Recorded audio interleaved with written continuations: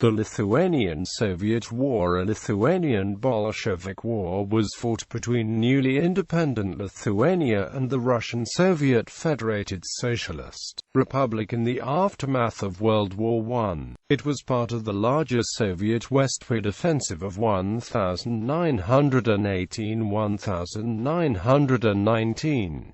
The offensive followed retreating German troops with intentions to establish Soviet republics in Ukraine, Belarus, Lithuania, Latvia, Estonia, Poland, and link up with the German Revolution. By the end of December 1918, Soviet forces reached Lithuanian borders. Largely unopposed, they took one town after another, and by the end of January 1919 controlled about two-thirds of the Lithuanian territory. In February, the Soviet advance was stopped by Lithuanian and German volunteers, who prevented the Soviets from capturing Kaunas, the temporary capital of Lithuania.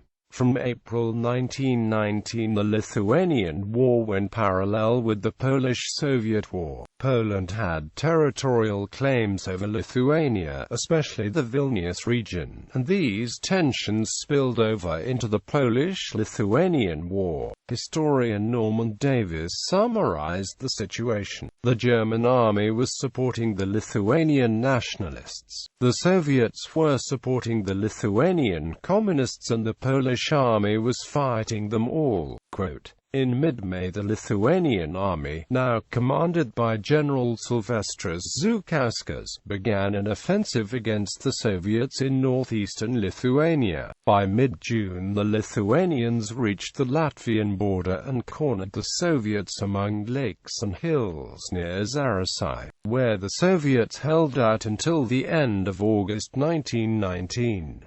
The Soviets and Lithuanians, separated by the Daugava River, maintained the fronts until the Battle of Daugavpils in January 1920. As early as September 1919, the Soviets offered to negotiate a peace treaty, but talks began only in May 1920.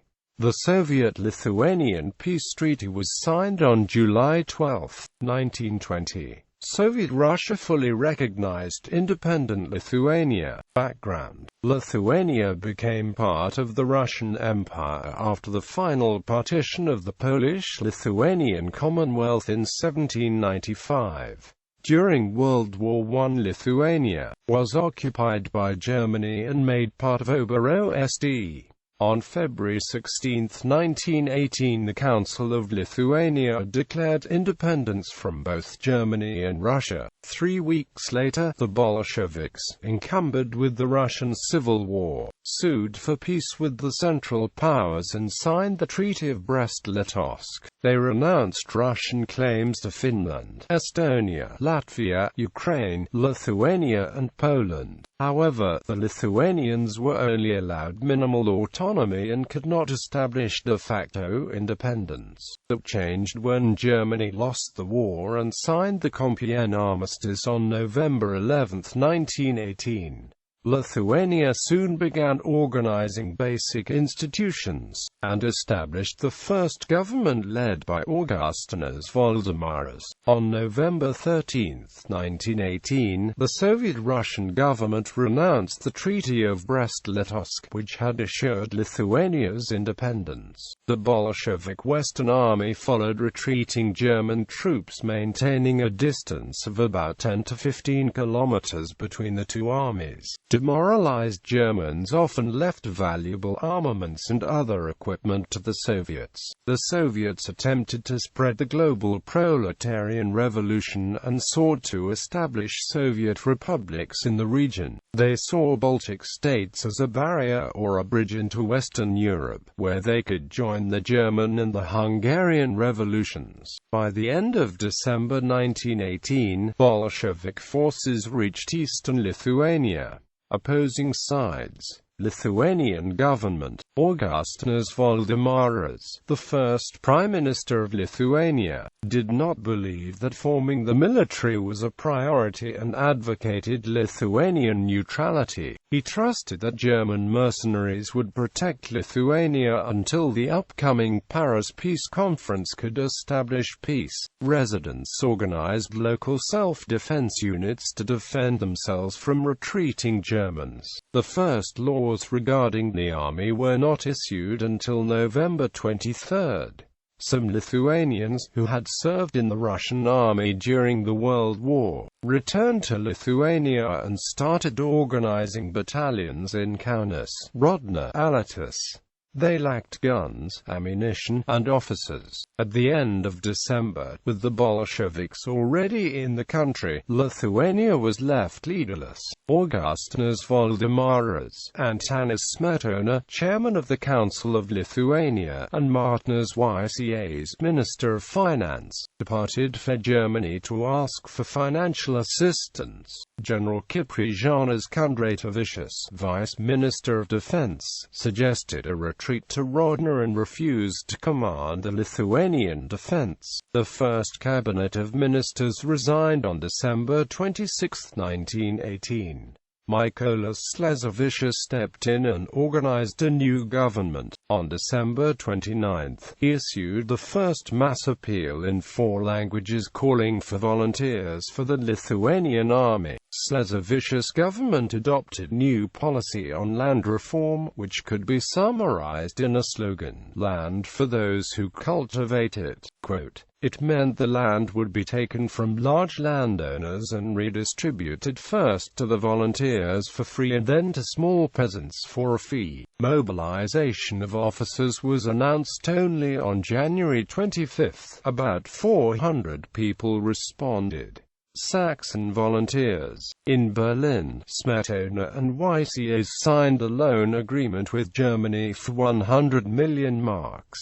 The money was used primarily to build and supply the army. They further negotiated direct German support in the war against the Soviets. Article 12 of the Compiègne Armistice required the Germans to protect Lithuania from possible Soviet attacks. But Germany was also interested in maintaining its influence in the region and weakening Russia. At first they tried to organize volunteers from the retreating soldiers of the 10th German Army, commanded by General Erich von Falkenhayn. However, the soldiers were tired and demoralized and wanted to return home as soon as possible. Recruitment continued in Germany, especially in Saxony. The volunteers were paid 30 marks per month plus 5 marks per day and had to sign up for 3 months. The first Saxon volunteers, as they became known, arrived to Kaunas at the beginning of January, but quite a few of them were judged unfit for duty and sent back. By the end of January, German volunteers numbered 4,000.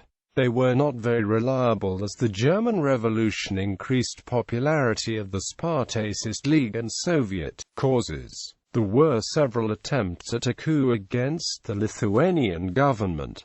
These volunteers were stationed in and around Kaunas, Alytus, Jonava, Estonia, Baisogala. At first they were organized into the 46th Saxon Volunteer Division. On February 22, Lieutenant General Walter von Eberhardt became its commander. In April to May, German forces were reorganized into the South Lithuania Volunteer Brigade, composed of 3 regiments and a separate battalion in Raseiniai. The 18th Regiment fought alongside Lithuanians. The 19th Regiment guarded Kaunas area and did not participate in battle. The 20th Regiment was stationed in Rodno and then in Estonia. The separate battalion joined the Bermenschans. The Baltisch Landeswehr, led by General Rudiger von der Goltz, organized a coup against Latvian government and captured Riga. On May 23,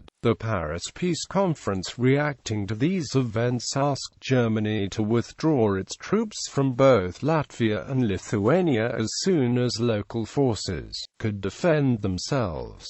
The last Saxon volunteers left Lithuania in mid-July. Soviet government on December 8, 1918, a temporary revolutionary government, chaired by Vinkas Mickevičius Kapskas, was formed solely from members of the Communist Party of Lithuania. On December 16, 1918, the revolutionary government declared establishment of the Lithuanian Soviet Socialist Republic. Between December 31, 1918 and January 1, 1919, the German garrison withdrew from Vilnius and passed authority over the city to a local Polish committee. Against the pleas of the Lithuanian administration, Polish self-defense units made up of local inhabitants, called Lithuanian and Belarusian self-defense, took over the posts. The Lithuanian government withdrew to Kaunas, the temporary capital of Lithuania. On January 5, 1919, Vilnius was taken by the Soviets after a 5-day fight with Polish paramilitary platoons led by General Władysław Łęczko. Kapskas and his government arrived in Vilnius from Daugavpils on January 7. On February 27, the Lithuanian SSR was incorporated into the Lithuanian Belarusian Soviet Socialist Republika Lithuania. In the occupied territory, the Soviets created revolutionary committees and Soviets based on structures developed in Russia. Unlike elsewhere, Lithuanian communist organizations were young and had not yet developed a network of supporting local councils. They nationalized commercial institutions and large estates. The land was to be used for collective farming instead of being redistributed to small farmers. The Soviet propagated internationalism and atheism in a country of staunch Catholics and determined nationalists. Soviets were supported by the industrial working class, but it was too small in Lithuania. The Soviets demanded large war contributions from captured cities and villages. For example, Panevėžys was required to pay 1 million Utena 200,000 villages 10 rubles. Such policies alienated local population and contributed to the eventual defeat of the Soviets. For example, in February, Kapskas sent a telegram to Moscow arguing that conscription of local Lithuanians to the Red Army would only encourage Lithuanians to volunteer for the Lithuanian Army. Soviet advance. Soviet military gains. Soviet troops approached the Lithuanian territory on December 12, 1918. About 5,000 of them were Lithuanians. 3 divisions were employed: PSKOV Division, International Division, and 17th Division. The divisions did not have a common military commander. Later more units were sent from Russia. The Soviets also recruited partisan groups behind the front lines. Soviet soldiers were poorly supplied and had to support themselves by requisitioning food, horses, and clothes from a local residence. Lithuania could not offer serious resistance as at the time its army consisted only of about 3,000 untrained volunteers. Only local partisans, armed with weapons acquired from retreating Germans, offered brief resistance. Red Army captured one town after another: Zarasins, Venčinės, Utena, Rokiškis, Vilnius, Ukmergė and Panevėžys. That accounted for about 2/3 of the Lithuanian territory. The front somewhat stabilized when Soviet forces were stopped near the Venta River by Latvian and German units. Also, Germans slowed down withdrawal of the troops after the Spartacist uprising was subdued on January 12. Southern Lithuania was a little better protected as Germans retreated from Ukraine through Rodno, to prevent fights between retreating Germans and the Red Army. The Soviets and Germans signed a treaty on January 18. The treaty drew a temporary demarcation line that went through Dorgai, Staglisks, and 10 kilometers east of Kaiserdoris Jonava-Kedaniai railway, that barred Bolshevik forces from directly attacking Kaunas, Lithuania's second-largest city. The Red Army would need to encircle Kaunas and attack through Alytus-Kedaniai. The operation to take Kaunas began on February 7. Encirclement of Kaunas-Kedaniai was attacked by the 2nd Rifleman Regiment of Lithuanian Division. Lithuanian forces from Panevėžys, commanded by Jonas Variakodzis, and from Kedaniai numbered only about 200 men. Lithuanians withstood Red Army advance near Kedaniai and with German support repelled it. On February 8, during the course of a reconnaissance mission, Povilas Luxus became the first Lithuanian soldier to die in the war. On February 10, joint Lithuanian and German forces captured Seta and forced the Red Army to retreat. The success of this operation lifted the Lithuanian army's morale and prevented the Red Army from encircling Kaunas from the north. On February 9, Soviet 7th Rifleman Regiment took over Giesnas, south of Kaunas. The following day Lithuanian forces from Prienai and Kaunas attacked before the Red Army could consolidate position, but were betrayed by the Russian commander and suffered a defeat. 18 Lithuanians were killed and 33 were taken prisoners. Lithuanians retreated, were reinforced by new Lithuanian and Saxon volunteers, attacked again, and took Giesnas on February 13. The Soviets continued to push for Kaunas. The 3rd and 4th Rifleman Regiments attacked Alytus on February 12.